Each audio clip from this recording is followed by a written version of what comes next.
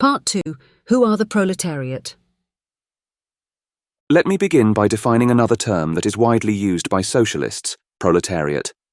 What is the proletariat? For present purposes, the proletariat can be said to consist of the class of wage workers, but only to the extent that they are also conscious of their position in society and in history as a whole.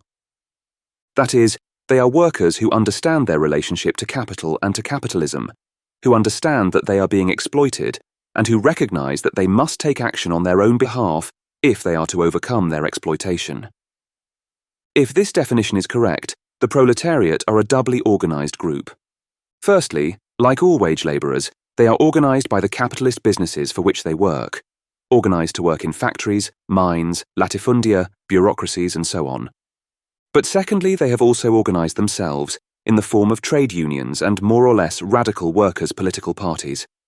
One effect of this double organization is that it protects the proletariat from the unpredictability and disorder inherent in capitalism. Workers are regularly made unemployed by capitalism's inability to organize production in a rational manner.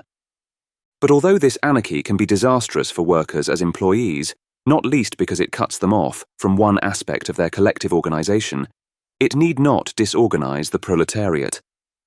The unemployed, though no longer organized by capital, remain part of proletarian organizations, and so part of the proletariat generally.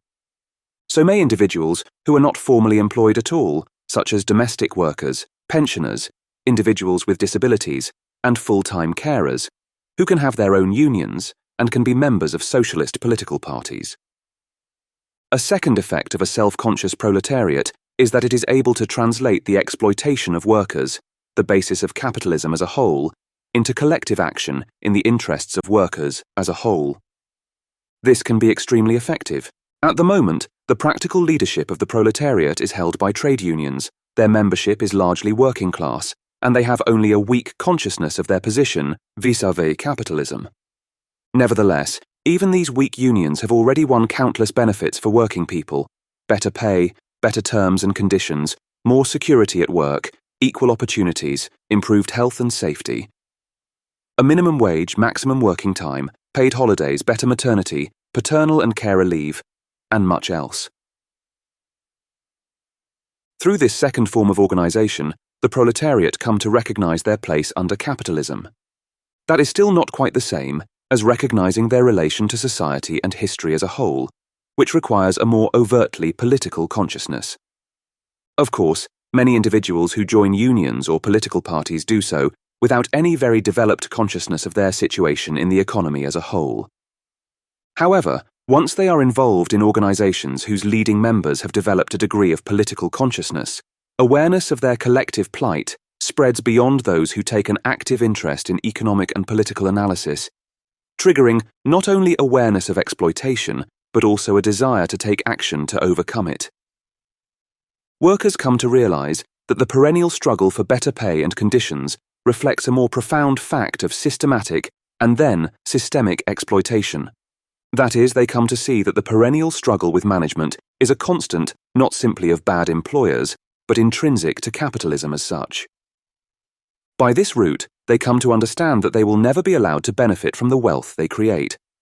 Slowly, as trade union consciousness matures into political consciousness properly so called, the proletariat comes to recognize the revolutionary changes that their liberation requires and gives a name to their aspiration. In this way, the proletariat develop a distinct, specifically socialist consciousness. Unfortunately, this brings us back to the problem from which we started. Even if trade unions and workers' political parties have extracted many benefits from capitalism, this has not empowered them to run capitalism itself. Such normal, everyday people who earn an average wage still haven't become architects or strategists or even managers, and without such skills, no industrial society can survive. Hence the other half of the class equation. If the working class isn't able to perform all the tasks that are needed to run capitalism, who can? In 2 words, the middle class.